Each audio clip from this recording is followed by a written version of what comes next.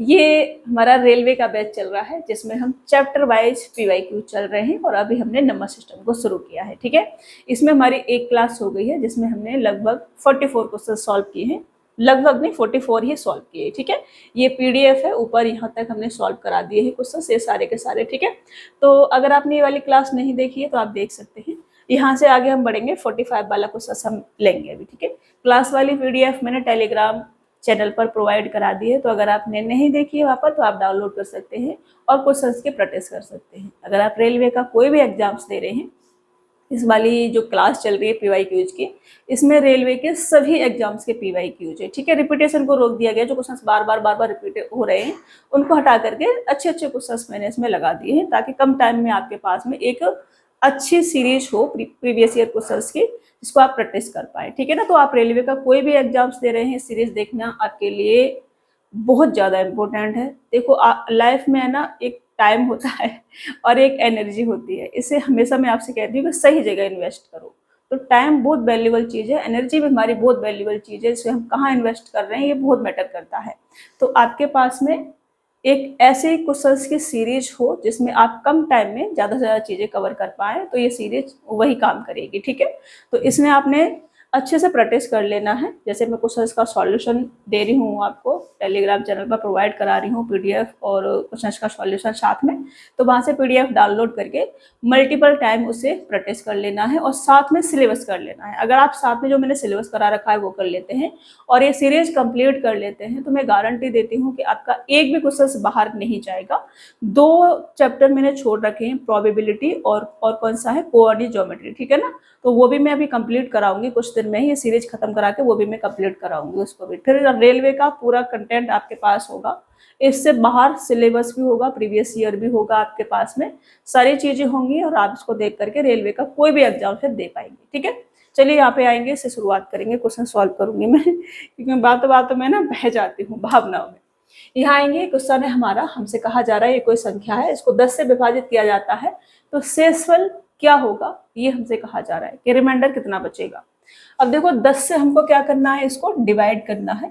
10 से डिवाइड करना है तो यहाँ पर देखो 2 और 5 का मल्टीपल बनेगा, मतलब कि 10 बनेगा और संख्याएं डिवाइड में चल रही हैं, मल्टीपल में चल रही हैं, मल्टीपल में है तो 10 से जब डिवाइड करेंगे तो पूरी संख्या क्या होगी, डिवाइड हो जाएगी और रिमाइंडर हमारे पास क्या बचेगा, फिर 0 बचेगा। ठीक है, समझ में नहीं आया हो तो मैं आपको समझा देती हूँ फिर से। अब देखो इसको मैं ले सकती हूँ 1430 प्लस का 3, ठीक है, लिख सकती हूँ ना, तो 1430 तो हमारा डिवाइड हो जाएगा। यहाँ से कितना बचेगा हमारे पास, 3 बचेगा अगर 10 से डिवाइड करते हैं तो, यहाँ से भी 3 बचेगा 10 से डिवाइड करते हैं तो, यहाँ से 2 बचेगा 10 से डिवाइड करते हैं तो, और यहाँ से 5 बचेगा 10 से डिवाइड करते हैं तो, और 10 से हमें क्या करनी है, डिवाइड करनी है। ठीक है, तो ये 5 दूनी 10 से पूरा कट जाएगा, कितने बार कट जाएगा, 3 त्रिका 9 बार, 9 बार पूरा कट जाएगा, तो रिमाइंडर तो कुछ बचा ही नहीं हमारे पास। ठीक है ना, रिमाइंडर क्या बचेगा, 0। जब पूरा कटेगा तो रिमाइंडर नहीं बचेगा। अगर आप ऐसे भी नहीं समझ पा रहे हैं तो बचपन में आपने ये वाला तरीका देखा होगा। ठीक है, तो 3 त्रिका 9, 5 में 10, 90 ही आ जाएगा, जिसको हमें किससे डिवाइड करना है, 10 से डिवाइड करना है। 10 से डिवाइड करो कितने बार जाएगा, 9, यहाँ पे आपने 90 लिखना है और 0 में से 0, 9 में से 9, क्या आया हमारे पास में, रिमाइंडर कितना बचा हमारे पास में, 0। ठीक है, रिमाइंडर हमारे पास में कुछ भी नहीं बचा है, ये आपका क्या हो जाएगा, आंसर हो जाएगा। समझ में आ रहा है, बहुत बेसिक सा क्वेश्चन है। आगे बढ़ेंगे और इसको, ये बच्चों वाला तरीका है, ये आपने नहीं सीखना है, वहां से ही क्वेश्चंस को सॉल्व करके आगे बढ़ना है। ठीक है, जहां भी 5 और 2 का मल्टीपल बनता है वहां 0 अवश्य बनेगा, और 10 से डिवाइड कर रहे हैं तो 0 ही तो है, एक तो एक से आप किसी भी संख्या को डिवाइड कर लो, कुछ भी कर लो, कोई फर्क नहीं पड़ता है। ठीक है, चलिए, ये भी एक संख्या है, इसको 5 से विभाजित करने पर शेषफल क्या होगा, ये हमसे कहा जा रहा है। 5 से विभाजित करने पर तो 630 डिवाइड हो जाएगा, 1 बचेगा यहाँ पर। ठीक है ना, फिर यहाँ पर 2 बचेगा, यहाँ पर 1 बचाता है, यहाँ पर 2 बचेगा, और यहाँ पर हमारे पास में 3 बचेगा। इसे हमें डिवाइड करना है किससे, 5 से, तो ये कितना आ जाएगा, 3 दूनी 6/5। इसको हम क्या कर सकते हैं, 5 एकम 5 और फिर 1/5, मतलब ये जो बचता है ये क्या होता है, आपका रिमाइंडर होता है। तो रिमाइंडर कितना आ जाएगा आपके पास, 1 आ जाएगा, और ये आपका आंसर होगा। ठीक है, समझ रहे, आप ऐसे भी कर सकते हैं, इतना लिखने, ये तो मैं लिख रही हूँ, इतना लिखने की आवश्यकता आपको नहीं है। यहाँ से जाएंगे और इसको लिखेंगे 3 दूनी 6/5, और आपको पता है 1 बार कट जाएगा, 1 बचेगा, और 1 जो बचेगा वो क्या कहलाएगा, आपका रिमाइंडर कहलाएगा। ठीक है, ये क्या हो जाएगा आपका रिमाइंडर। ऐसे भी लिख सकते हैं आप, बच्चों की तरह बिल्कुल ऐसे नहीं करने बैठ जाना है आपने कि नहीं मैं ऐसे ही बनाऊंगा तभी मैं करूंगा, ऐसे ऐसे नहीं करना है बाबा, ठीक है ना। ये आप बड़े हो गए हैं, आप ऐसे ऐसे नहीं करना है कि नहीं मैं ऐसे करूंगा, इसको एक बचेगा इसको फिर मैं रिमाइंडर करके ऐसे आंसर टिक करूंगा, ऐसे नहीं करना है, ठीक है। चलिए, बहुत आसान आसान से क्वेश्चन है। दशमलव भिन्न वाले विभाजन में भाजक 22.8 है और भागफल 8.5 है, जबकि शेषफल 0 है, तो भाज्य क्या है ये हमसे कहा जा रहा है, ठीक है ना। तो जो भाज्य होता है, भाज्य, ठीक है ना, जो हमसे भाज्य संख्या पूछी है कि भाज्य क्या है, तो भाज्य इक्वल टू क्या होता है, भाजक, भाजक इनटू का भागफल, भाजक इनटू का भागफल प्लस का शेषफल, ठीक है ना, ये आपका रहता है, प्लस का शेषफल ये रहता है आपका। तो हमारे पास भाजक है 22.8, तो 22.8 लिखेंगे यहाँ पर, इनटू का भागफल है 8.8, तो 8.8 लिखेंगे यहाँ पर, 8.8 प्लस का शेषफल है 0, तो 0 लिखेंगे यहाँ पर, ठीक है। ये हमारे पास क्या आ जाएगी, भाज्य वाली संख्या आ जाएगी। अब देखो इसका मल्टीपल पॉइंट पॉइंट में है तो घबराना नहीं है बिल्कुल, पहले 8 का मल्टीपल इसके साथ कर लो, ठीक है। तो 8 दूनी 16 का मतलब होगा आपका 6, 7 और 1, ये आ गया प्लस का, ये इसका मल्टीपल हमने इसके साथ किया है, इसका मल्टीपल इसके साथ भी करेंगे, 8 8 64, 64 का मतलब होगा 6.4 प्लस का, अब 0.5 बचा है, 0.5 का मतलब हो जाएगा इसका मल्टीपल करेंगे तो आधा, तो 1.4 ये हो गया, इसको ऐड करके लिख दो आप, ये आपका 11 और 6 कितना हो जाएगा आपका, 11 और 6 17, 17 इसमें ऐड करेंगे तो ये 13 के 3 कैरी लेंगे 1 9 और ये, और लास्ट में 0.8 एक जगह ही दे रखा है, ऑप्शन बी आपका राइट आंसर हो जाएगा। तो 193.8 ये आपका आंसर होगा। तोड़ के आपने मल्टीपल कर लेना है। देखो मेरे को भी कोई 85 का टेबल थोड़ी याद है, या मैं पॉइंट हटा के नीचे 100 लिखती रहूँ, ऐसा थोड़ी करना है, ऐसे नहीं करना है, थोड़ा सा फास्ट करना है।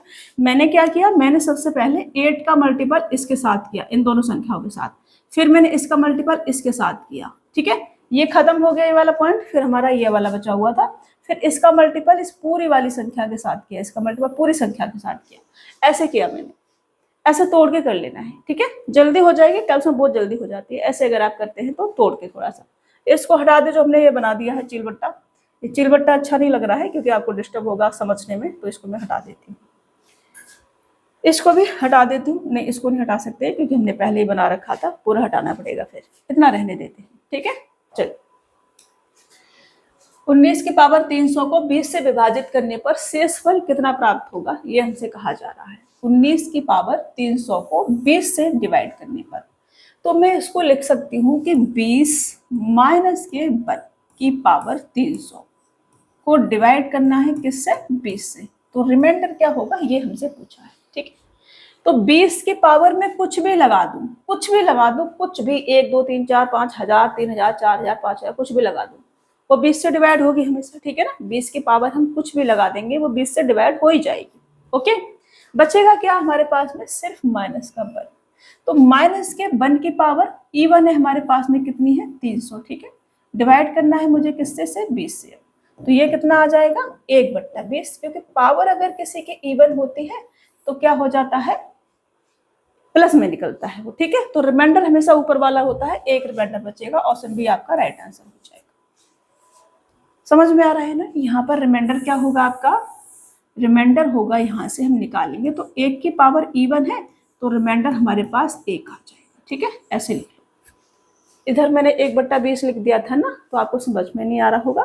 जब भी हम कोई ऐसे ऐसे फ्रैक्शन में कोई संख्या लिखते हैं, जैसे कि मैंने लिखी 5/6 लिख दिया, ठीक है, तो यहाँ पर जो लिखा है ना ये हमेशा रिमाइंडर होता है, ये क्या होता है, हमेशा रिमाइंडर होता है, ये हमेशा रिमाइंडर होता है, ठीक है। और यहाँ पर जो आता है यहाँ पर हमेशा भागफल होता है, जैसे कि मैं लिख देती हूँ, कोई संख्या मैंने लिख दिया ऐसे कि x और r बट्टे कुछ भी लिख लो, x और r बट्टे d लिख देती हूँ, ठीक है ना, जिससे हम डिवाइड करते हैं संख्या को। तो ये जो है हमारा रिमाइंडर होगा और ये जो है हमारा भागफल होगा, भागफल, ठीक है ना, ये क्या होगा हमारा भागफल, क्वोशंट बोलते हैं इसको। तो क्यू ऐसे लिख लो, उसी के फॉर्म में ही लिख लो, ये लिख लो, ठीक है ना। ये रिमाइंडर हो जाएगा, क्वोशंट हो जाएगा, ये जिससे हम डिवाइड कर रहे हैं, ठीक है ना। अभी समझ में आ गया। ये हमेशा रिमाइंडर होता है, ये क्या होता है, हमेशा रिमाइंडर मतलब कि शेषफल होता है यहाँ पर। तो जब भी कोई संख्या फ्रैक्शन वगैरह में लिखी हो तो आप समझ जाना कि यहाँ पे क्या लिखा है। और शेषफल हमेशा जिस संख्या से हम डिवाइड करते हैं उससे छोटा होता है, ठीक है, शेषफल होगा। इसे हटा देते हुए समझा दिया है, इतना बहुत ज्यादा समझा दिया। अब मुझे लगता है इतना तो आपको पता ही होगा, बट फिर भी मैं बेसिक से लेके चलती हूँ चीजों को, ताकि कुछ बच्चे जो नए भी जुड़ेंगे उनको कुछ चीजें समझ में नहीं आती होंगी, तो उनको भी समझ में आते रहे। चलिए, किसी धन पूर्णांक को 7 से विभाजित करने पर शेषफल के रूप में 2 प्राप्त होता है। निम्नलिखित किस संख्या को 7 से विभाजित करने पर शेषफल के रूप में 0 प्राप्त होगा, ये हमसे कहा जा रहा है। किसी धन पूर्णांक को 7 से विभाजित करने पर शेषफल के रूप में 2 प्राप्त होता है, ठीक है ना। जैसे कि कोई संख्या है, 7 से डिवाइड किया तो शेषफल के रूप में 2 प्राप्त हुआ है हमको। तो संख्या जो भी होगी वो मैं कितनी मान लेती हूँ, 7 प्लस के 2, ठीक है ना, मतलब कि 9 मान लेती हूँ संख्या। जब हम किसी संख्या को 7 से डिवाइड कर रहे हैं और रिमाइंडर 2 बच रहा है तो संख्या 9 मान लेते हैं, ठीक है ना। अब हमें तो पता नहीं है संख्या क्या है, लेकिन हम ऐसा मान लेते हैं कि 9 होगी। ओके, अगर हमें ऐसा पता होता है कि 7 से डिवाइड करने पर कितने बार संख्या जो है कट रही है, ठीक है ना, भागफल कितना है और शेषफल कितना है, तब हम एग्जैक्ट संख्या निकाल सकते थे अगर हमें भागफल भी पता होता तो। लेकिन वो नहीं पता है, तो केवल शेषफल पता है हमें, तो हम संख्या मान लेते हैं कि जिससे हमने डिवाइड किया है और जितना हमारा रिमाइंडर है उसको ऐड करके हम संख्या मान लेते हैं, ठीक है। निम्नलिखित में किस संख्या को 7 से विभाजित करने पर शेषफल जो है 0 बचेगा। किस संख्या को 7 से विभाजित कर दे, ये हमारे पास n है, और n में अगर मैं ऑप्शंस पे जाऊं तो n में n+5 2 जगह लिखा हुआ है, एक जगह सही कर लेंगे, ठीक है ना। इसमें अगर मैं 5 ऐड कर दूं और इधर भी मैं 5 ऐड कर दूं तो ये कितना आ जाएगा, 14 आ जाएगा, और 14 जो है 7 से डिवाइड हो जाएगा, ठीक है। तो n+5 होगा, एक जगह आप हटा देंगे, इसको 3 कर लो, ठीक है, n+3 कर लो एक जगह, और n+5 आपका आंसर हो जाएगा। समझ में आ रहा है ना। अगर हम n में इसको हटा करके दोनों जगह में ऐड करके बता देती हूँ, ये जो n है अगर मैं इसमें इधर 5 ऐड कर दूं और इधर भी 5 ऐड कर दूं तो ये कितना आ जाएगा, 14 आ जाएगा, ठीक है। और ये क्या हो जाएगा, ये आपका n+5 हो जाएगा। इसकी वैल्यू क्या होगी, 14, जो 7 से डिवाइड होगा कितने बार, 2 बार। रिमाइंडर क्या हो जाएगा आपका, 0। अभी समझ में आ रहा है ना। अब देखो, इतना तो समझ में आना ही चाहिए बाबा, इससे कम अगर आपका लेवल है तो फिर आप भूल जाओ कि आपका उद्धार हो पाएगा, ठीक है। फाइंड द रिमाइंडर व्हेन 5 की power 501 is divided by 126। Remainder बताना है 5 की पावर कितनी है हमारे पास में, 501 है, और 126 से डिवाइड करनी है, और रिमाइंडर हमको पता करना है। तो मैं इसको क्या लिख सकती हूँ, मैं इसको लिख सकती हूँ कि 5 की पावर 3, और इसको बंद करेंगे और ऊपर कितना आ जाएगा, 3 से काटो, इसको 3 से काटो, 3 से काटोगे तो 3 एकम 3, फिर 2 बचेगा, 3 छक्का 18 और 3 7 21, ये आ जाएगा, ठीक है ना। 167 ये आ गया। इसको सॉल्व करेंगे, 5 का क्यूब करा हमने, कितना आ जाएगा, 125 आ जाएगा। और 125 की पावर 167 को मुझे डिवाइड करना है किससे, 126 से, और मुझे बताना है कि रिमाइंडर कितना होगा, ठीक है। अब इसको मैं क्या लिख सकती हूँ, इसको मैं लिख सकती हूँ कि 126 माइनस के 1 की पावर 167 डिवाइड बाई 126, ठीक है, ऐसे। अब 126 के पावर में कुछ भी लगा दूं वो 126 से डिवाइड होगा, 126 की पावर में कुछ भी लगा दूं 126 से डिवाइड होगा, बचेगा क्या मेरे पास में, माइनस का 1 बचेगा केवल। तो अगर हम माइनस के 1 की पावर 167 को डिवाइड करते हैं 126 से, तो रिमाइंडर क्या आ जाएगा, माइनस के 1, क्योंकि पावर क्या है हमारे, ऑड है। लेकिन एक चीज याद रखेंगे कि रिमाइंडर कभी भी हमारा माइनस में नहीं आता है, ठीक है। अब रिमाइंडर माइनस में नहीं आता है, इसको अगर मैं सॉल्व करूं तो यहाँ से हमारे पास माइनस का 1 आएगा। लेकिन रिमाइंडर क्योंकि माइनस में नहीं आता है, तो जिस संख्या से आप डिवाइड कर रहे हैं उसको इसमें ऐड कर देना है। ऐड करेंगे कितना आ जाएगा, 125। 125 क्या होगा, आपका रिमाइंडर होगा, और ये आपका आंसर हो जाएगा। रिमाइंडर किस में नहीं होता है, कभी भी माइनस में नहीं होता है। कोई भी संख्या जो माइनस की है उसकी पावर अगर हम ऑड लगा देते हैं तो माइनस में ही उसका आंसर आता है, ठीक है। जैसे मैं 10 समझा देती हूँ आपको थोड़ा सा। मैंने x लिया और x की पावर मैंने ऑड लगा दी, ठीक है। मैंने माइनस का x लिया और इसकी पावर मैंने ऑड लगा दी, ऑड, ठीक है ना। तो मेरे पास जो भी आंसर आएगा वो किस में आएगा, माइनस में ही आएगा। जैसे मैंने लिया माइनस का 3 और इसकी पावर मैंने कर दी 3, इसको मिल सकती हूँ माइनस के 3 इंटू माइनस के 3 इंटू माइनस का 3 लिख सकती हूँ। अब ये दो जगह तो माइनस माइनस प्लस का हो जाएगा, ये 3 त्रिका 9 हो गया, इंटू माइनस का 3, अब एक जगह रहेगा, एक जगह प्लस का एक जगह माइनस का, तो ये क्या आ जाएगा 9 तिया 27 किसका, माइनस का, ठीक है। तो जब भी पावर ऑड होती है किसी भी संख्या की तो उसका आंसर माइनस में आता है, ठीक है। ये मैंने आपको समझा दिया है इधर। अगर आपको बिल्कुल भी बेसिक नहीं आता है तब भी आपको ये चीजें अब समझ में आती रहेंगी, ठीक है।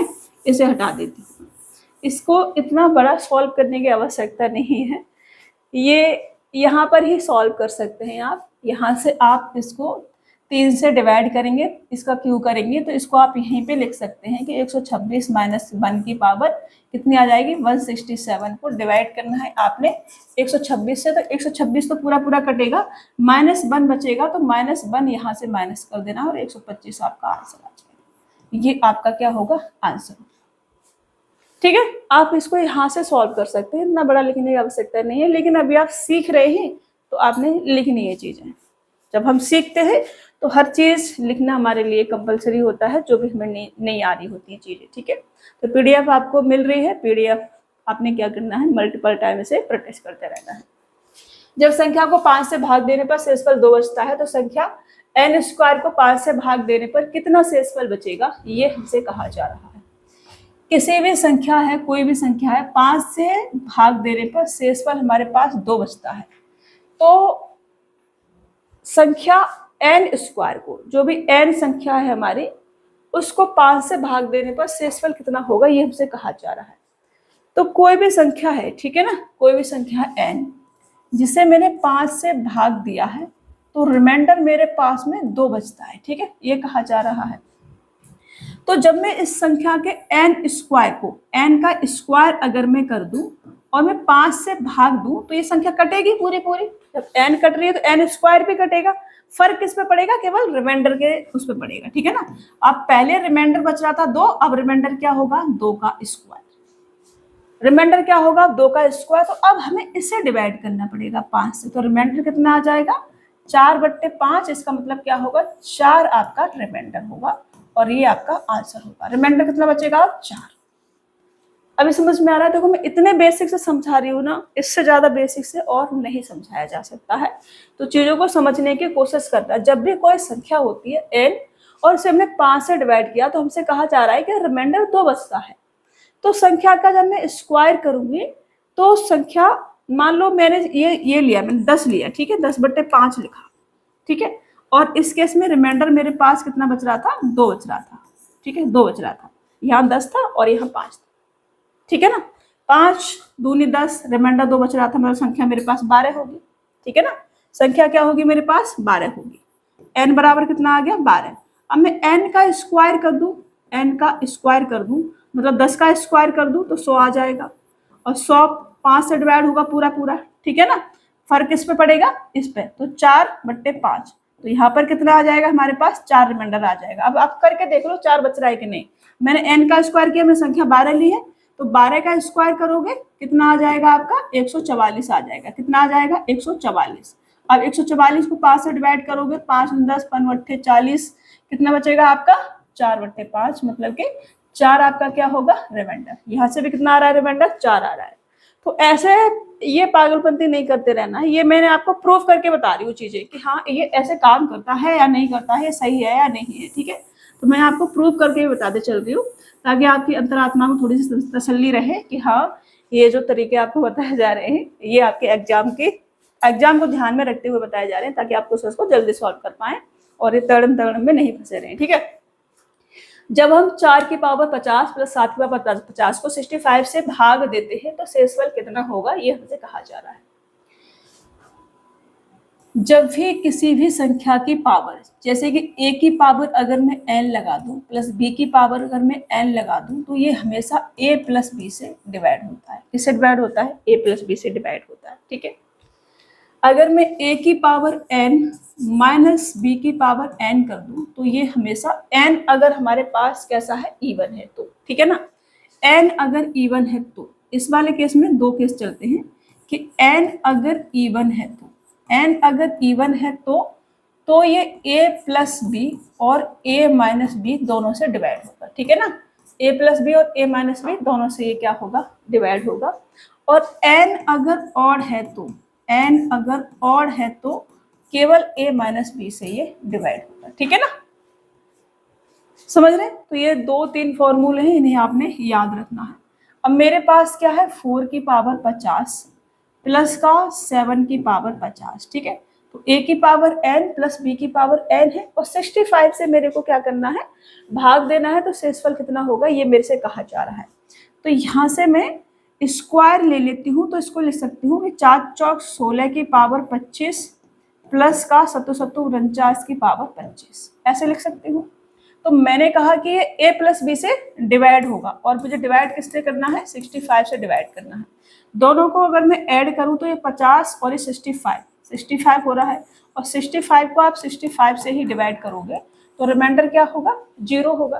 ठीक है ना, तो 0 ऑप्शन सी वाला आपका राइट आंसर हो जाएगा। इधर स्पेस थोड़ा कम है, सोच रही हूँ इधर लिख देती हूँ, थोड़ा सा बचा हुआ है ना, इधर समझा देती हूँ। तो इधर मैंने फॉर्मूले लिखने में जगह ज़्यादा घेर दी ना, या फिर इनको ऊपर शिफ्ट कर देती हूँ फॉर्मूलों को। क्वेश्चंस को ठीक से समझाएंगे नहीं तो काम नहीं चलेगा। मैं पहले इनको इधर लिख देती हूँ। मैंने कहा कि a की पावर n प्लस b की पावर n, ये हमेशा डिवाइड होगा a प्लस बी से, चाहे n जो है कुछ भी है, n इवन है और है। ठीक है ना, a की पावर n माइनस b की पावर n है, तो अगर n आपका इवन है, n कैसा है आपका, इवन है, मतलब कि सम संख्या है, तो ये a प्लस के b और a माइनस के b से डिवाइड होगा, दोनों से डिवाइड होगा। ठीक है ना, n अगर आपका ऑड है तो ये a माइनस के b से डिवाइड होगा। अब मेरे पास था कि 4 की पावर 50 प्लस का 7 की पावर 50, मैंने इसे तोड़ा तो 4 चौक 16 की पावर 25 प्लस के 7 की पावर 25 मैंने इसको लिखा। मैंने यहाँ इसको 4 का स्क्वायर किया और 2 से काटा तो 25 बचेगा यहाँ पर। ठीक है, इतना तो समझ में आ रहा होगा ना। ये मैंने क्या किया, ये मैंने किया है 4 का स्क्वायर की पावर मैंने 25 लगा दी।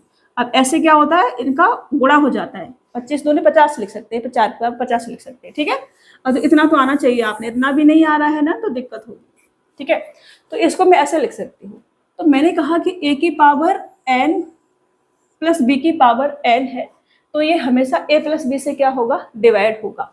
तो मैंने कहा कि यहाँ से a प्लस बी अगर मैं करती हूँ तो ये 65 होगा, और 65 को जब आप 65 से ही डिवाइड करोगे तो रिमाइंडर कितना बचेगा आपके पास, 0 बचेगा।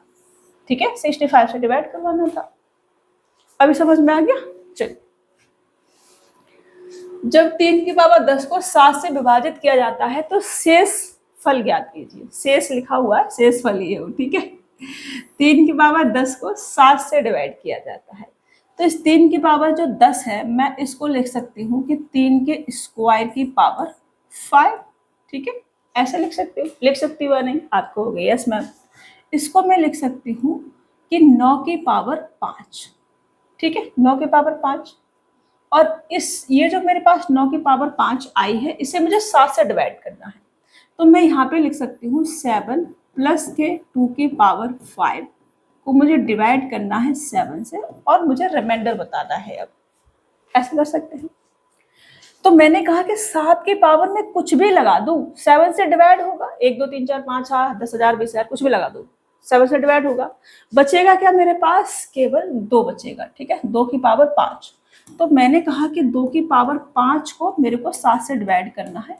2 की पावर 5 कितना होता है, 32, और 32 को जब 7 से डिवाइड करेंगे तो 7 चौक 28, और इसके बाद 4 ही ऊपर बचेगा। ठीक है ना, तो ये क्या होगा आपका रिमाइंडर, तो 4 रिमाइंडर बचेगा। ऑप्शन ए आपका राइट आंसर हो जाएगा। समझ में आ रहा है? 2 की पावर 5 है हमारे पास में। 2 की पावर 5 का मतलब होता है 32। 2 की पावर 3 8, 2 की पावर 4 करेंगे 16, 2 की पावर 5 करेंगे तो 32। ठीक है, और 32 को जब आप 7 से डिवाइड करोगे तो 4 बार तो पूरा पूरा चला जाएगा ये, उसके बाद ये आपका रिमाइंडर बचेगा। ठीक है, देखो यहाँ से आप ये भी सीख रहे हैं कि फ्रैक्शन में ये जो लिखा होता है ये क्या होता है। चलिए, एक संख्या को 7 से विभाजित करने पर 4 शेष बचता है, उसी संख्या के वर्ग को 7 से विभाजित करने पर कितना शेष बचेगा, ये हमसे कहा जा रहा है। सेम क्वेश्चन है कि एक संख्या को 7 से विभाजित करने पर, अभी एक और क्वेश्चन हमने पीछे करा था, करने पर 4 शेषफल बचता था, उसी संख्या के वर्ग को जब 7 से विभाजित करेंगे तो शेषफल कितना होगा। तो हमने कहा कि रिमाइंडर का ही वर्ग कर दो, संख्या का स्क्वायर कर देंगे वो डिवाइड हो जाएगी, रिमाइंडर पे फर्क पड़ेगा। तो रिमाइंडर का स्क्वायर कर दो आप और इसे डिवाइड कर दो किससे, 7 से। ठीक है, तो रिमाइंडर है हमारे पास 4, 4 का स्क्वायर करेंगे 7 से डिवाइड करेंगे तो जो रिमाइंडर बचेगा वो कितना आ जाएगा, 16 को 7 से डिवाइड करोगे तो 2 हमारे पास रिमाइंडर बचेगा। ठीक है ना, ये ऑप्शन पहला वाला आपका राइट आंसर हो जाएगा। इसको हटा देते हैं। अभी समझ में आने लगी होंगी चीजें, अभी फिर से समझाने की आवश्यकता नहीं है मुझे लगता है, लेकिन फिर से भी मैं समझा देती हूँ। एक संख्या है कोई n, इसको जब हम 7 से डिवाइड करते हैं तो रिमाइंडर जो बचता है वो हमारे पास 4 बचता है। ठीक है, कितना बचता है, 4 बचता है। मैंने संख्या को मान लिया कितना, 7 और 4 11 मान लिया। कितना मान लिया मैंने संख्या को, 11 मान लिया। अब हमने कहा कि संख्या के वर्ग को 7 से डिवाइड किया जाए, तो 11 का स्क्वायर करेंगे, इसका स्क्वायर करेंगे 11 का, कितना आ जाएगा, 121 आ जाएगा। ठीक है, अब 121 को 7 से डिवाइड करेंगे तो 7 एक 7, कितना बचेगा, 5, 7 7 49, और 49 के बाद 2 बचेगा तो 2/7 लिख सकते हैं। और ये क्या होता है आपका, हमेशा रिमाइंडर होता है। ये क्या हो जाएगा आपका, कोई प्रॉब्लम। ये देखो मैंने इतना बेसिक से भी समझा दिया है, ये जल्दी हो जाएगा। अगर आप एक लाइन याद रख लेते हैं कि संख्या अगर 7 से विभाजित करने पर रिमाइंडर 4 बच रहा है तो संख्या का वर्ग कर देंगे तो सिर्फ रिमाइंडर से ही हमारा जो भी फर्क पड़ेगा वो रिमाइंडर से पड़ेगा। तो रिमाइंडर का स्क्वायर करके जिस संख्या से डिवाइड करने के लिए बोला जा रहा है उसे डिवाइड करके आपका जो भी बाद में रिमाइंडर बचेगा वो आपका आंसर हो जाएगा। ठीक है, इसको हटा दो साइड से, मैं समझाते हुए चल रही हूँ ताकि आपको भाई चीजें पता रहे कि चल क्या रहा है इसमें। फिर भी आपको लगता है कि हाँ कोई चीज समझ में नहीं आ रही है, समझ से बाहर है, तो आई एम जिंदा, पूछ सकते हो मेरे से। ठीक है, इनमें से कौन सा पूर्ण वर्ग है। पूर्ण वर्ग का मतलब होता है कि लास्ट में 2 3 7 8 बिल्कुल भी नहीं आना चाहिए। तो 2 3 7 8 नहीं आना चाहिए तो ये तो पूर्ण वर्ग होगा ही नहीं। ठीक है, अब बचा मेरे पास ये और ये, इन दोनों में मुझे करना पड़ेगा चेक।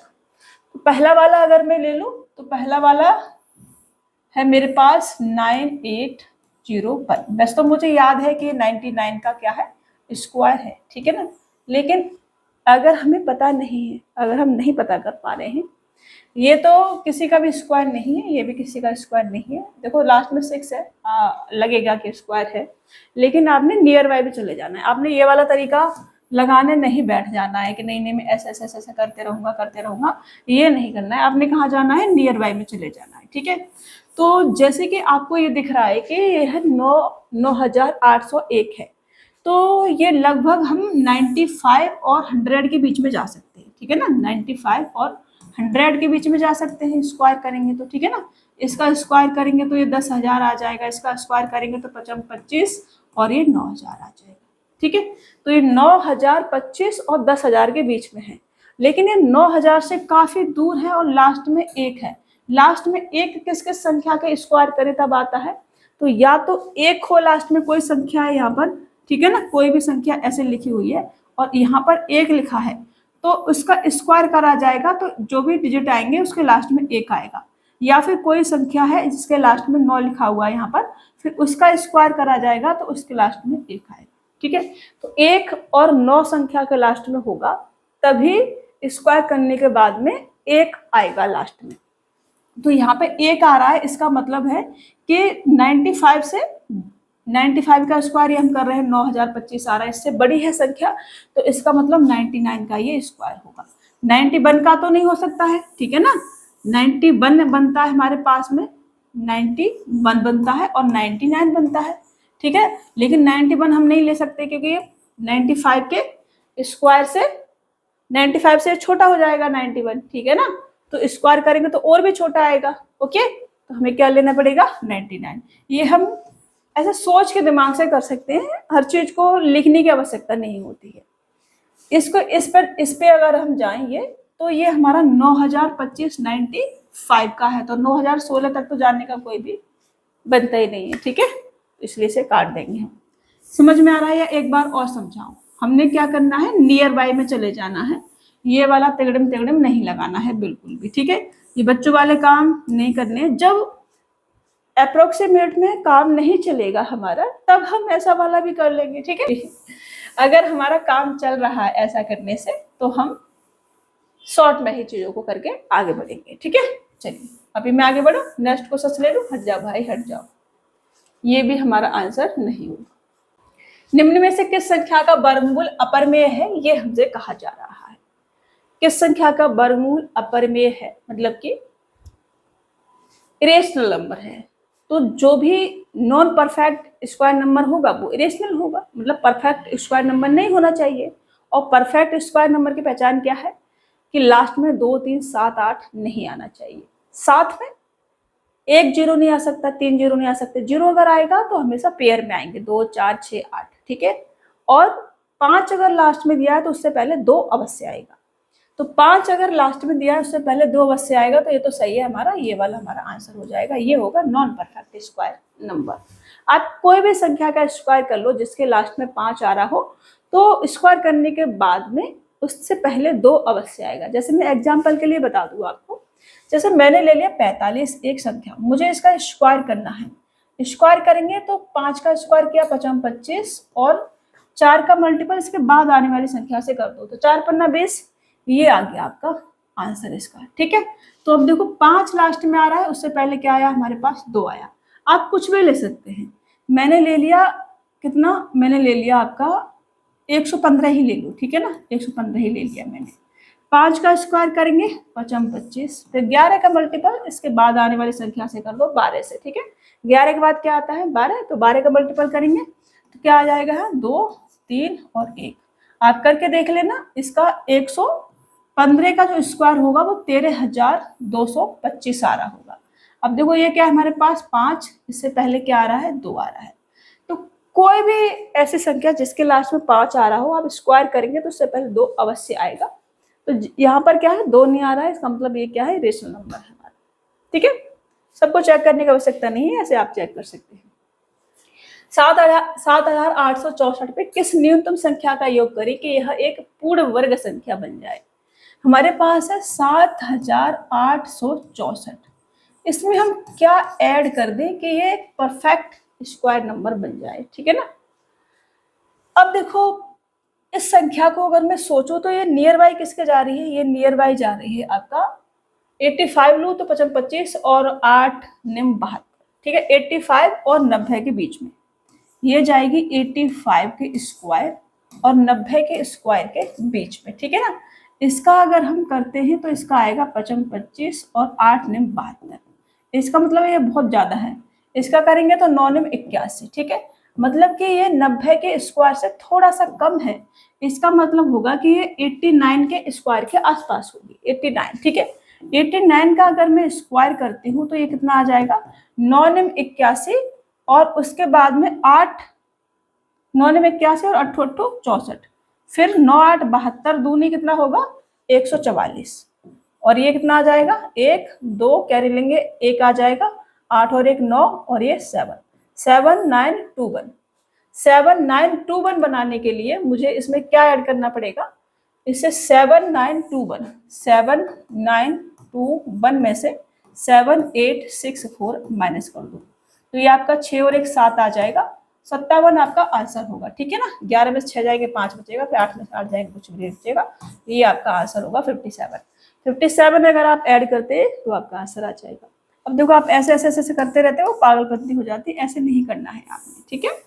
आपने क्या करना है, संख्या को ऐसे सोच लेना है कि किसके स्क्वायर के बीच में जाएगी। तो मैंने सोचा इसको कि ये जो है वो 85 के स्क्वायर, 85 का स्क्वायर और 90 के स्क्वायर के बीच में बनेगी, ठीक है।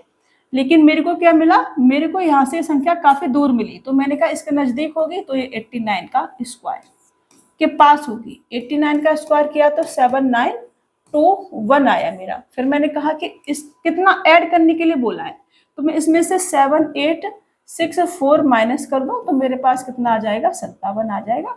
और 57 और अगर हम ऐड कर देंगे तो ये संख्या क्या बन जाएगी, 7921 बन जाएगी, ठीक है। अभी समझ में आ गया, इसको हटा दूं मैं अब, इसका स्क्वायर भी लिख देती हूँ इधर। 55 25 और 9 8 72, जिसके लास्ट में 5 होता है ना, स्क्वायर करना बहुत आसान हो जाता है। लास्ट वाली संख्या का स्क्वायर करो 55 25, इसका मल्टीपल इससे बाद आने वाली संख्या से कर दो।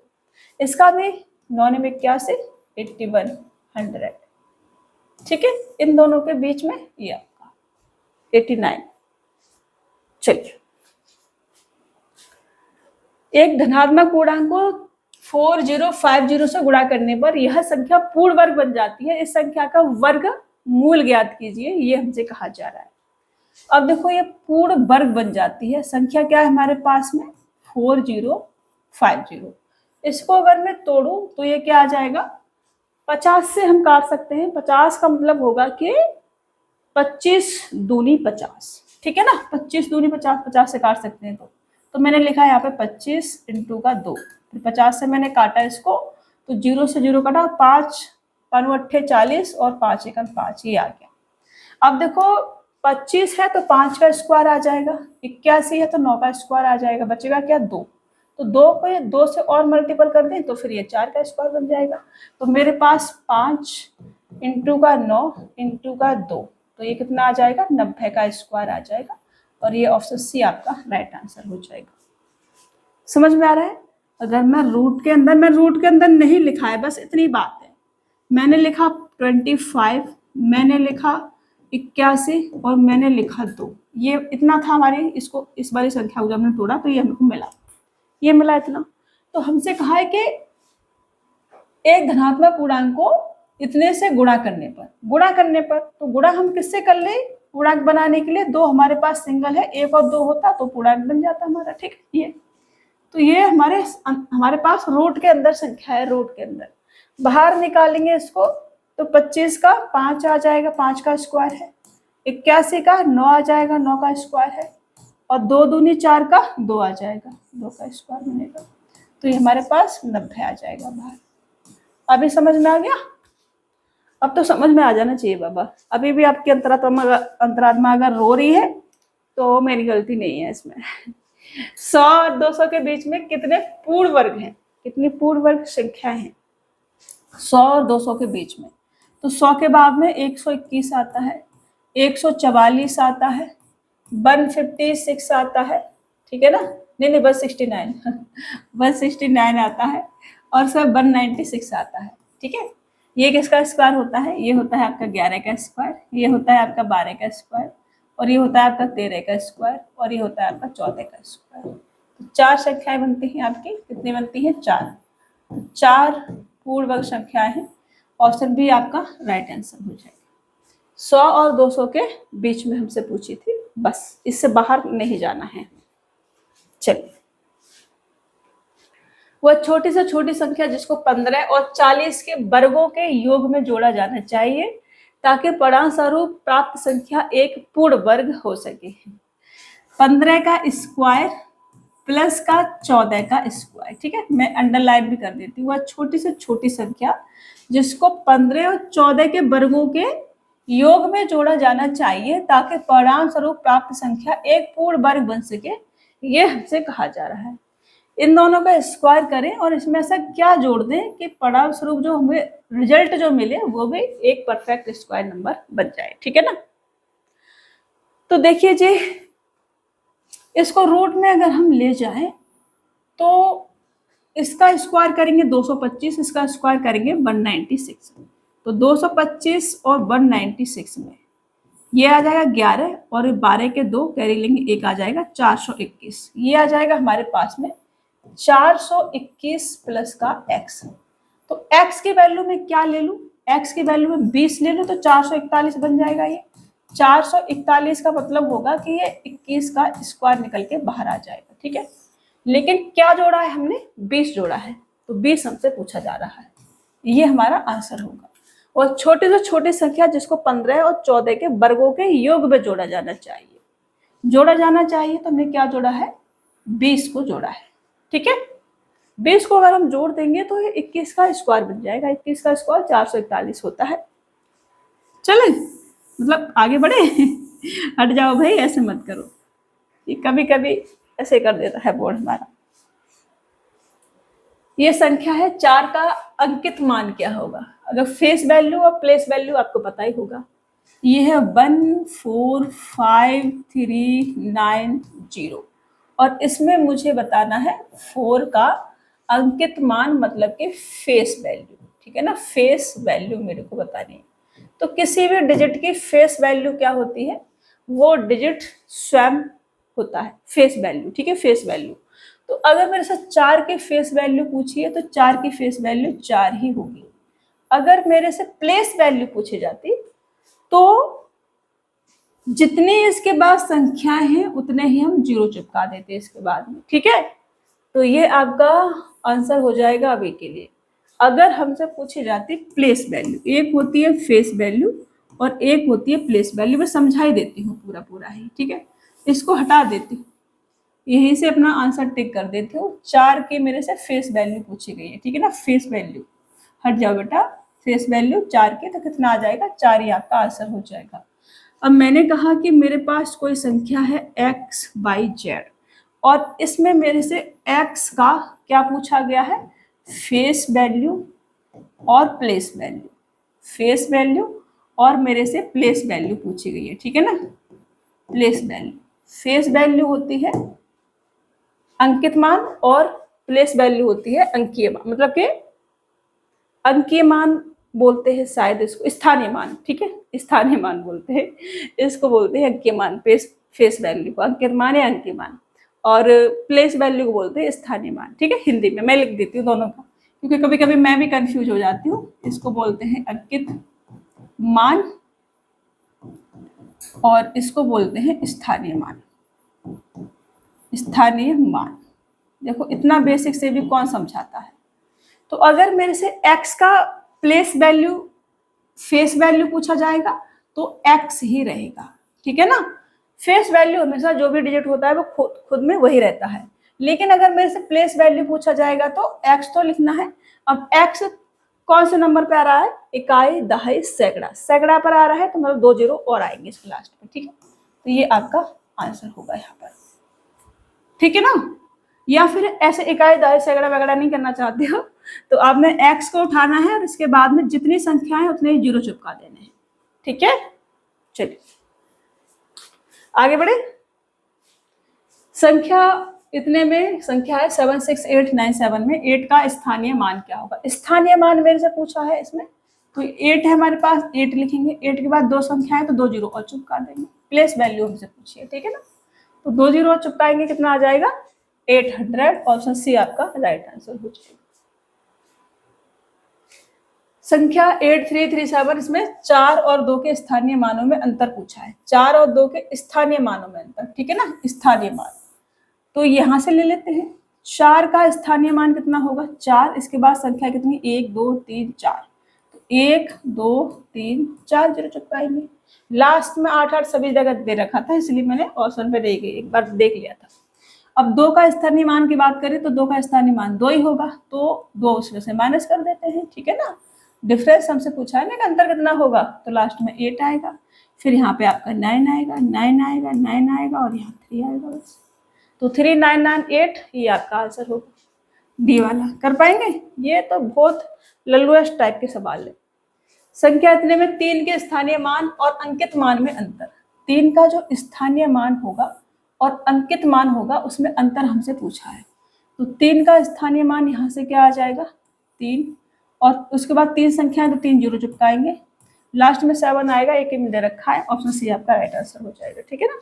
क्योंकि 3 ही हमने क्या करना है इसमें से माइनस करना है, इसका अंकित मान 3 ही होगा, तो ये आपका 2997, ये आपका क्या हो जाएगा आंसर।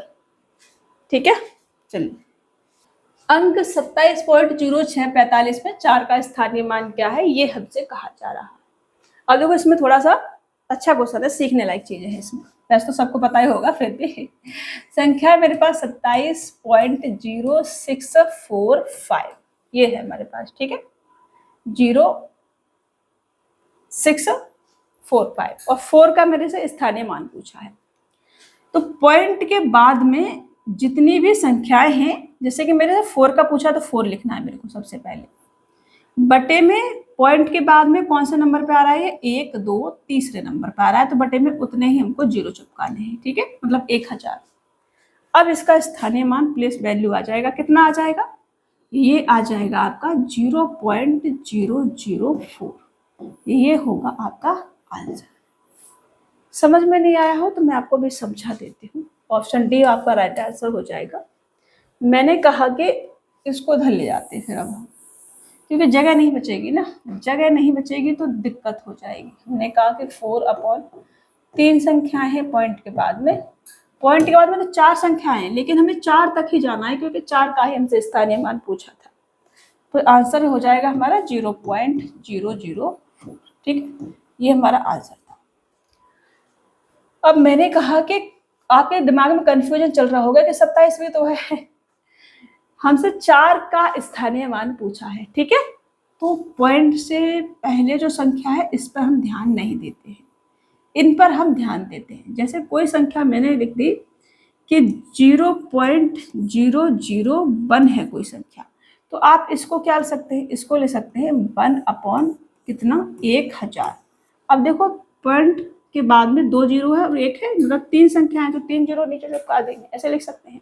तो पॉइंट के बाद में 4 तक जाएंगे, कितनी संख्या है, 3 संख्या है, तो 3 जीरो हम नीचे लिखेंगे। ठीक है, पॉइंट हटेगा तो बटे में उतने ही जीरो आते हैं जितनी की संख्याएं हैं पॉइंट के बाद में। तो 4 तक की बात हो रही है, तो इसलिए हमने 4 तक 3 संख्याएं, 1 2 3, तो 3 जीरो चिपकाएंगे। ठीक है, तो मैं इतना छोटे बच्चों तक समझा रही हूँ, एकदम एकदम जैसा होता है ना कि 2-3 क्लास में पढ़ के बच्चा आ रहा है ऐसा समझा रही हूँ। 19 के फैक्टोरियल के 100वें स्थानीय मान का अंक बताइए। जब हम 19 का फैक्टोरियल करेंगे बेटा तो कितना आ जाएगा ये, इसका मतलब होता है कि 1 × 2 × 3 × 4 × 5 और कहाँ तक चले जाओ, 19 तक करते करते चले जाओ। ठीक है ना, यहाँ तक चले जाओ। तो मैंने कहा कि 100वें स्थानीय मान का अंक बताइए, ये हमसे कहा जा रहा है। ठीक है, तो हमने कहा कि जितनी बार भी 2 और 5 का मल्टीपल बनता है और उतने ही जीरो बनते हैं। ठीक है, तो इसमें 2 और 5 का मल्टीपल बनेगा ही बनेगा, एक तो यहाँ बनेगा 10 पे बनेगा, फिर 12 13 14 15 पे बनेगा। तो लास्ट में इसको गुणा करने के बाद में कुछ भी संख्या आए, कुछ भी आए, उसके लास्ट में जीरो आना कंपलसरी है। ठीक है, क्या आना कंपलसरी है, जीरो आना कंपलसरी है, क्योंकि जहां 2 और 5 का मल्टीपल बनेगा वहां पर जीरो अवश्य बनेगा। समझ रहे हो, तो ये क्या हो जाएगा, आपका आंसर हो जाएगा। यहाँ जो भी मल्टीपल करने के बाद में संख्या आएगी उसके लास्ट में जीरो अवश्य आएगा। मल्टीपल करते मत बैठ जाना कि मैं 1 × 2 × 3 × 4 × 11 × 12 × 13 × 14 ऐसे कर करके देखता रहूँगा। ऐसे नहीं करना है, इतना टाइम किसी के पास नहीं होता है, तो ये पागलपंती में आपने नहीं जाना है। और एग्जामिनर को ही पता है कि बच्चा ऐसे नहीं कर सकता है, उसके पास दिमाग कितना है ये एग्जामिनर देखना चाहता है, ऐसे कुछ डाल के बस और नहीं। ठीक है, निम्नलिखित में से कौन सी भिन्न सबसे छोटी है, ये हमसे कहा जा रहा है। तो सबसे छोटी भिन्न हमको बतानी है। अब देखो, एक तो मैंने आपको तरीके बताए, जब मैंने आपको फ्रैक्शन कराया था तो मैंने आपको उसमें बताया था कि न्यूमरेटर इक्वल है तो कैसे जल्दी कर सकते हैं, डिनोमिनेटर इक्वल है तो कैसे जल्दी कर सकते हैं, डिफरेंस इक्वल है तो कैसे जल्दी कर सकते हैं। अब कुछ भी इक्वल नहीं है तब भी कैसे जल्दी कर सकते हैं। तो यहाँ पर देखेंगे, यहाँ पर 2 का डिफरेंस आ रहा है, यहाँ 1 का डिफरेंस है, 4 का डिफरेंस है, मतलब डिफरेंस भी इक्वल नहीं है। ठीक है, और कुछ भी इक्वल नहीं है, कुछ भी इक्वल नहीं, तो आपने क्या करना है, क्रॉस मल्टीपल करके देख लेना है और सबसे छोटे भिन्न मेरे को बतानी है। क्रॉस मल्टीपल करोगे 12 × 9 108 आएगा, इधर करोगे तो 121 आएगा। मतलब सबसे छोटी भिन्न की बात की जाए तो अभी तक ये हमारे पास में ये भी नहीं है, ये चली गई। अब इन दोनों में करके देखोगे तो इसमें 13 निम्मा 117 आएगा, ठीक है ना, और 11 8 88 आएगा। तो अभी भी हमारे पास 9/8 सबसे छोटी भिन्न है, ठीक है। ऐसे नहीं कर पा रहे तो लिख लो यहाँ पर, मैंने 9/11 और 8 इसमें कंपेरिजन किया 8/13 में, ठीक है। तो मैंने कहा कि 13 निम्मा 117, अच्छा हमने गलत कर दिया था, ये वाला 11 8 88। तो अभी हमारे पास छोटी भिन्न कौन सी है, ये वाली, ये नहीं है, ये वाली है, ठीक है। वहाँ हमने गलती हो गई हमसे, सॉरी क्योंकि वो लिखी नहीं थी ना। अब मेरे पास ये वाली बची, इसके साथ अब मैं इन दोनों में कंपेरिजन करूंगी, सबसे छोटी मेरे को निकालनी है। तो 8/13 और 10/14, इसको और छोटा करो, 10/14 को 5/7 लिखो, ठीक है। इधर करोगे तो 7 8 56, इधर करोगे तो 13 पंजो 65, छोटा कौन सा आ रहा है अभी, ये वाला। तो 8/13 हमारी सबसे छोटी भिन्न होगी। कैसे करा हमने, क्रॉस मल्टीपल करके हमने कंपैरिजन कर लिया इसका, ठीक है। अभी मैं एक बार अच्छे से तरीके से लिख के और फिर मैं आपको समझा देती हूँ। या फिर हम यहाँ से भी हटा सकते हैं, 2 ऑप्शन तो यहाँ से हटा ही सकते हैं। जैसे कि मैंने यहाँ से ऐसे लिया 108 आया, फिर मैंने यहाँ लिया 121 आया, ठीक है। लेकिन मुझे पता चला कि ये बड़ी है, ये वाली अभी तक हमारी छोटी है, ठीक है। फिर यहाँ भी कर लो, यहाँ करोगे तो इसको आप पहले काट के लिख लो, कितना 5/7। यहाँ करोगे तो 7 8 56 आया, इधर करोगे तो 13 पंजू 65 आया। मतलब ये वाली बड़ी है तो ये वाला अपना आंसर नहीं होगा, ये वाली आंसर नहीं होगा। अब अपन को इन दोनों में कंपैरिजन करना है, इन दोनों में करना तो इन दोनों को लिख लो बस, 9/11 और 8/13। इधर करोगे 11 8 88 और इधर करोगे 13 निम्मा 117, छोटा कौन सा है 88, तो ये वाला आपका आंसर होगा। ऐसे कर सकते हो, ओके। आएंगे ऐसे क्वेश्चंस आते हैं और एग्जाम में आते हैं, और फिर आप उनको ऐसे ऐसे करते रहते हो कि मैं 8 लिखूंगा, बट्टे में 13 लिखूंगा, फिर मैं यहाँ 0 लगाऊंगा, पॉइंट लगाऊंगा, फिर यहाँ 0 चिपकाऊंगा। ऐसे नहीं करना है, ऐसे डिवाइड कर करके नहीं देखना है, बहुत टाइम खराब हो जाएगा। ऐसे ही करना है, ठीक है, जैसे मैंने आपको बता रखा है। और आंसर क्या है आपका 8/13, तो मैं आंसर चिपका देती हूँ इधर, ठीक है। ये मैंने समझा दिया आपको, 8/13 आपका राइट आंसर हो जाएगा। चलिए, निम्नलिखित में से कौन से, अच्छा मैं इसका लिख देती हूँ सॉल्यूशन भी, क्योंकि पीडीएफ जाएगी ना तो बच्चों की अंतरात्मा रोएगी, मैम ने पता नहीं क्या किया है इसमें। ये था हमारे पास, और 8/13 था, और हमारे पास 10/14 था, ठीक है। हमने इधर मल्टीपल किया 108 आया, इधर मल्टीपल किया 121 आया, तो हमने कहा ये नहीं होगा हमारा आंसर। इधर किया हमने, इसको काटा हमने 5/7 लिखा, फिर इधर मल्टीपल किया 8 7 56, फिर इधर मल्टीपल किया 13 पंजो 65, तो हमने कहा कि ये वाला भी नहीं होगा, ये छोटा है। फिर हमने कहा इन दोनों में कंपैरिजन करते हैं। अब हम इन दोनों में जब कंपैरिजन किया तो हमारे पास ये वाला बचा, ठीक है, ये आंसर था हमारा। चलिए, निम्नलिखित में से कौन सी भिन्न सबसे बड़ी है, सबसे बड़ी मेरे को बतानी है। तो यहाँ पे लिख लो अब 8/19 और 9/22, उसके बाद 10/23, उसके बाद 11/24, ठीक है, ये है।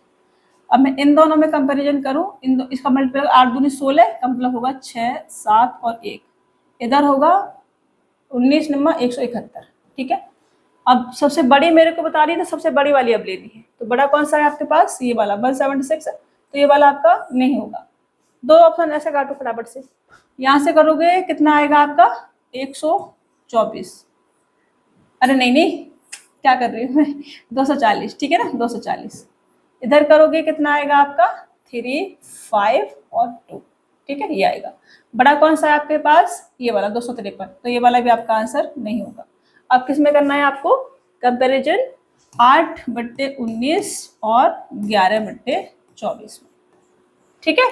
इसका इधर करोगे कितना आ जाएगा, ये आ जाएगा 8 दूनी 16 और 8 चौक 32 का मतलब होगा 192। इधर करोगे कितना आ जाएगा 902, 209। तो बड़ा कौन सा है 209, मतलब कि 11/24 आपका आंसर होगा। 11/24 सबसे बड़ी वाला फ्रैक्शन होगा। समझ में आया, जल्दी से हटा करके कैसे आगे बढ़ना है। चलिए, 5 सही 3/5 में क्या जोड़ा जाए कि मान 8 सही 3/8 3/7 प्राप्त हो जाए। तो हमसे कहा जा रहा है कि 5 सहित 3/5 में ऐसा क्या जोड़ दें कि ये हमारे पास 8 सहित 3/7 हमें प्राप्त हो जाए। ठीक है, हमने कहा कि इस वाले x को यहीं रहने देते हैं, इसको उठा के इधर ले जाते हैं। तो हमारे पास 8 सहित 3/7 माइनस का 5 सहित 3/5 आ जाएगा। ठीक है, अब फ्रैक्शन ऐसा है, आप चाहें तो इसका मल्टीपल करके इसे p/q के फॉर्म में लिख के कर सकते हैं, आप चाहें तो ऐसे भी सॉल्व कर सकते हैं। हमने कहा कि 8 में से 5 जाएंगे तो कितना आ जाएगा, 3 आ जाएगा। अब इन दोनों का एलसीएम लेंगे तो 7 पन्ना 35 आ जाएगा बटे में। ठीक है ना, ये अब हमने कहा कि 5 तिया 15 और 7 तिया 21, माइनस का है 21, मतलब कि माइनस का हमारे पास 6 आ जाएगा, मतलब कि माइनस का 6/35 हमारे पास इधर आ जाएगा। ठीक है, ये हमने सॉल्व किया इसको। 7 पन्ना 35 हमने एलसीएम लिया, फिर 5 तिया 15 और 7 तिया 21 किया, 15 में से 21 जाएंगे तो माइनस का 6, मतलब माइनस के 6/35 इधर आ जाएगा। अब 35 दिया 105, 105 में से 6 जाएगा तो 99/35 बचेगा हमारे पास, और ये हमारे क्या हो जाएगा, आंसर। 99/35 ये आपका आंसर हो जाएगा। आप चाहे तो इसे p/q के फॉर्म में लिख के भी सॉल्व कर सकते हैं, बट ऐसे कर लेंगे थोड़ा सा जल्दी हो जाएगा। चलिए, 5/12 को किस संख्या से गुणा किया जाए कि प्रतिफल 25/3 प्राप्त हो जाए।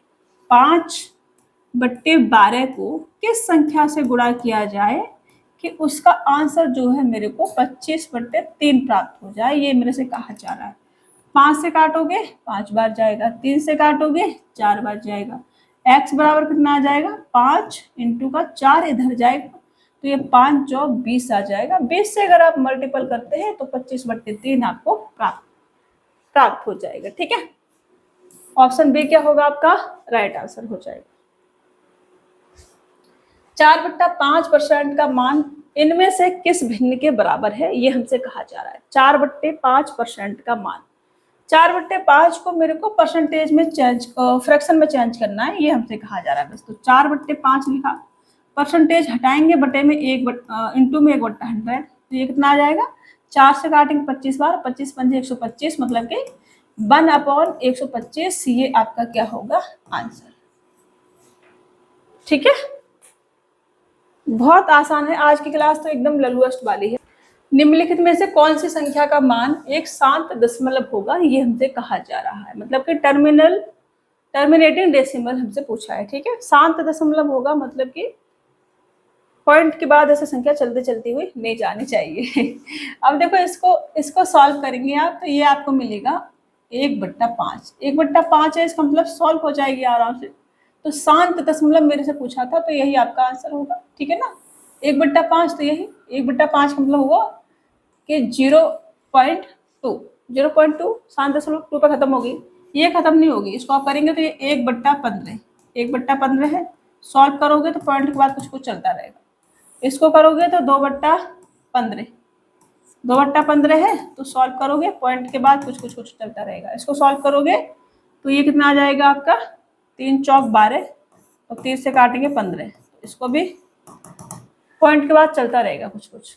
केवल 9/45 है जो शांत दशमलव कहलाएगी, 9/45। ठीक है, इसको निकाल सकती हूँ 1/5, 1/5 को निकाल सकती हूँ 0.2, बस बात खत्म। ये खत्म हो गया, मतलब कि टर्मिनेटेड डेसिमल, शांत दशमलव। ठीक है, चलिए 3/8 का दशमलव प्रसार दशमलव के कितने अंक बाद समाप्त होता है, ये हमसे कहा जा रहा है। 3/8 का दशमलव प्रसार दशमलव के कितने अंक बाद समाप्त होता है, 3 अंक बाद। 1/8 बराबर 0.125 होता है, तो 3/8 बराबर, ये तो हमसे पूछा नहीं कितने पॉइंट के बाद खत्म हो जाएगा, हमसे पूछा तो 3 हो जाएगा। अरे मैंने कहा 1/8 अगर हम लिखते हैं तो 0.125 आता है हमारे पास, तो ये 3/8 है। ठीक है ना, कितना है 3/8। तो मेरे से ये तो पूछा नहीं है कि इसके कितना आंसर कितना होगा, ये थोड़े पूछा है मेरे से पूछा है कि कितने डिजिट के बाद खत्म हो जाएगा। तो ये 3, 5 3 15, 3 दूनी 6 और 1 7 और 3 1 3, अगर पूछा जाता तो ये हमारा आंसर होता। ठीक है, अगर पूछा जाता तो ये आंसर होता, पूछा नहीं गया, ये पूछा गया कि पॉइंट के बाद कितने डिजिट के बाद खत्म हो जाएगा, तो 3 डिजिट के बाद खत्म हो जाएगा। निम्नलिखित में से कौन सा विकल्प आवर्ती दशमलव का उदाहरण है? आवर्ती दशमलव मतलब रिकरिंग डेसिमल। रिकरिंग डेसिमल मतलब पॉइंट पॉइंट पॉइंट पॉइंट संख्या चलते ही जा रही है, पॉइंट पॉइंट चलते ही जा रही है। तो इसको सॉल्व कर लूँ मैं, ये कितना आ जाएगा 12 दूरी 24 और 12 पंच 60। ये तो पॉइंट पॉइंट नहीं चलेगी तो सॉल्व हो जाएगी। इधर करें तो 6 चौक 24 और 6 से इसको काटे तो 6 कन 6 और 3 बचेगा 6 पंजे 30, मतलब कि ये आपका आंसर होगा रिकरिंग, ठीक है ना। इसको करें तो 24 पंजे 120 1/5, ये भी शांत दशमलव हो जाएगा। इसको करें तो 12 नहीं 6 चौक 24 और 6 पंजे 30, ये भी आपका सॉल्व हो जाएगा, ये चलेगा पॉइंट पॉइंट में। तो दशमलव इसका आवर्ती दशमलव का उदाहरण 24/90, ऑप्शन बी आपका राइट आंसर होगा, ठीक है। इसका आंसर आ जाएगा 0.4 कट जाएगा पूरा, और इसका आंसर आ जाएगा 0.2, इसका आंसर आ जाएगा 0.8, लेकिन ये पॉइंट के बाद चलता ही रहेगा। कर दो, देखो 4/15 है मेरे पास, 0 लगाया, पॉइंट लगाया, 0 चिपकाया 15 दूनी 30। आपको बताया ना वीकनेस शरीर में बहुत ज़्यादा है, तो ज़्यादा देर खड़े हो गए ना, क्लास नहीं ले पा रही हूँ मैं, मतलब शरीर है डगमग डगमग होने लगता है बहुत परेशान रही हूँ मैं बीच में, बहुत ही ज़्यादा, मतलब बहुत ज़्यादा, शब्दों में बता नहीं सकते इतना, बट अभी ठीक हूँ। तो मैंने कहा कि 2 बार कटेगा, उसके बाद कितना बचेगा 10 बचेगा, मतलब कि 15 छिक्के 90, ऐसे चलता जाएगा इसके बाद ऐसे ऐसे करते जाओ, समझ रहे हो। तो रिकरिंग डेसिमल जो अशांत दशमलव, ठीक है, अशांत दशमलव। चलिए 3.14 के 14 के ऊपर बार है का मान ज्ञात कीजिए, हमसे कहा जा रहा है 4 के ऊपर केवल बार है, तो इसकी वैल्यू हमसे पूछिए, तो 3 तो रहेगा ही प्लस का हमारे पास में, और ये 14 जिसके ऊपर बार नहीं है उसे माइनस करेंगे, बटे में एक संख्या के ऊपर बार है तो इतना 9 लिखेंगे, पॉइंट के बाद एक पर बार नहीं है तो उतना 0 चिपकाएंगे, ठीक है। पॉइंट के बाद चीजें डिपेंड करती है इसमें, तो पॉइंट के बाद जितनी संख्या ऊपर बार है उतने हमें 9 लिखने होते हैं, जितनी संख्या ऊपर बार नहीं है उतने हमें 0 चिपकाने होते हैं, ठीक है। अब देखो 4 है, पूरी संख्या लिखो, पॉइंट के बाद जो संख्या वो पूरी लिखो, 14, एक के ऊपर नहीं है कुछ भी तो एक इसमें से माइनस कर दो, ठीक है। ये कितना आ जाएगा, ये आ जाएगा आपका 3 सही 13/90, ये आपका आंसर होगा 3 सही 13/90, ऑप्शन पहला वाला आपका राइट आंसर हो जाएगा। संख्याओं के व्युत्क्रमों के योग का व्युत्क्रम ज्ञात कीजिए, संख्याओं के व्युत्क्रमों के योग का व्युत्क्रम ज्ञात कीजिए। संख्याओं के व्युत्क्रमों का योग, व्युत्क्रम करेंगे तो ये 4/1 उल्टा करना है, ये 3/4 और ये 7/5 और ये 4/5 और ये 5/8, ठीक है। व्युत्क्रमों का योग करना है, और योग करने के बाद उसका भी व्युत्क्रम करना है, ठीक है। अब इसका योग अगर मैं करूं तो ये जो हमारी संख्या है डिनोमिनेटर में इनका एलसीएम ले, एलसीएम ले तो 8 पंच 40, 40 4 से भी कटेगा, 8 से भी कटेगा, 5 से भी कटेगा, ठीक है। 40 लिया मैंने क्या एलसीएम। अब देखो यहाँ से भी आप संख्या का आंसर लगा सकते हो, उल्टा करेंगे तो 40 ऊपर जाएगा, ऑप्शन ये वाला आपका राइट आंसर हो जाएगा। लेकिन फिर भी आपकी अंतरात्मा को सॉल्व करने का शौक चढ़ा है तो आप सॉल्व कर सकते हैं। 1 से काटोगे 40 को तो 40 बार ही जाएगा, तो 4 चौक 16 160 यहाँ पर आ जाएगा, प्लस 4 से काटोगे 10 बार तो 3 का मल्टीपल करोगे 30 आ जाएगा, इधर दिख रहा है ना, 4 से काटोगे 10 बार 3 का मल्टीपल करोगे 30 आ जाएगा। फिर 5 से काटोगे 8 बार और 7 8 56 यहाँ आ जाएगा। फिर 5 से काटोगे 8 बार और 8 चौक 32 यहाँ आ जाएगा, प्लस का 8 से काटोगे 5 बार और 25 यहाँ आ जाएगा, ठीक है। ये आपका हो गया। अब 40 यहाँ से हटा के यहाँ चिपका देती हूँ मैं, ठीक है। अब मेरे से कहा जा रहा है व्युत्क्रम उल्टा करके, पहले इनको ऐड करना पड़ेगा, तो ये आपका 5 और 2 7 और 6 3, 3 का कितना आ जाएगा 13 का 3 कैरी लेंगे 1 आ जाएगा, तो ये 3 और 3 6 और 5 11, 11 और 3 कितना होगा आपका 14, 14 और 6 कितना होगा आपका 20, कैरी लेंगे 2 और 2 और 1 3, तो ये आपका 300, 3/40, व्युत्क्रम करेंगे उल्टा करेंगे तो 40/303, ये आपका आंसर, ठीक है। अब देखो इतना करने का आपको मन था तो कर लो, आंसर तो आपका इनका एलसीएम लेते ही आ गया था। हमने कहा इनका उल्टा करके लिया, हमने कहा एलसीएम लिया, अब उसका भी व्युत्क्रम करना है, मतलब कि रेसिप्रोकल करना, उल्टा करना है हमें। तो एक ही संख्या ऐसी थी जहाँ पे 40 लिखा हुआ था, तो हमने टिक कर दिया आंसर अपना। लेकिन आपकी अंतरात्मा बोल रही थी कि नहीं मुझे और करना है, तो हमने और भी कर दिया। ठीक है जी, चलिए यहीं तक रहने देते हैं। और अभी तो बहुत सारे क्वेश्चंस बचे हुए हैं, 115 क्वेश्चन थे, 76 तक सॉल्व हुआ है, बाकी के हम कल वाली क्लास में सॉल्व करेंगे। और कल वाली क्लास में सॉल्व करने के बाद में ये पूरा फर्स्ट वाली क्लास, सेकंड वाली क्लास और कल वाली क्लास, तीनों क्लास आपको एक साथ मिल जाएंगे, तीनों क्लास की पीडीएफ भी आपको एक साथ मिल जाएगी। ठीक है ना, तो आप पीडीएफ को अच्छे से प्रैक्टिस कर लेना, मतलब मल्टीपल टाइम्स का प्रैक्टिस करना बहुत इंपॉर्टेंट है, आपके लिए जरूरी है, क्योंकि सभी क्वेश्चंस है ना रेलवे के हैं और सभी एग्जाम के क्वेश्चंस है आपके। तो आपने एक एक क्वेश्चन सॉल्व करना है, कोई क्वेश्चन समझ में नहीं आ रहा है तो मेरे से पूछना है। ठीक है, चलिए मुलाकात होगी नेक्स्ट क्लास में, तब तक के लिए अपना ख्याल रखना। और हाँ, मैं एक चीज़ बताना भूल गई हूँ, उसमें 24-25 के क्वेश्चंस भी ऐड कर रखे हैं मैंने, तो उनके वो आपको ढूंढने की आवश्यकता नहीं है। कुछ क्वेश्चंस मैं आज और इसमें ऐड कर दूंगी, अगर मेरे को और एक आध और अच्छा क्वेश्चन मिला तो मैं आज और इसमें ऐड करूंगी। कहाँ है भाई, कहाँ है 24-25 के क्वेश्चंस मैंने ऐड करे हैं, किधर चले गए भैया आप? ये है, यहाँ से 24-25 के क्वेश्चंस हमारे शुरू हो जाएंगे, तो 24-25 के भी क्वेश्चंस है इसमें। ठीक है, तो आपने ढूंढने की आवश्यकता नहीं है, इसमें सारे क्वेश्चंस आपको मिलेंगे। और क्लास यहाँ से आगे की क्लास कल करेंगे हम। 76 वाले क्वेश्चन तक हमने सॉल्व कर लिया है, 77 से हमारी क्लास स्टार्ट होगी, ये वाला सॉल्व कर लिया है, और यहाँ से हमारी क्लास जो है स्टार्ट होगी। ठीक है ना, चलिए यहाँ तक रहने देते हैं, तो मुलाकात होगी नेक्स्ट क्लास में। तब तक के लिए अपना ख्याल रखना, स्वस्थ रहना, मस्त रहना, खूब सारा मन लगा के पढ़ते रहना। ठीक है, चलिए।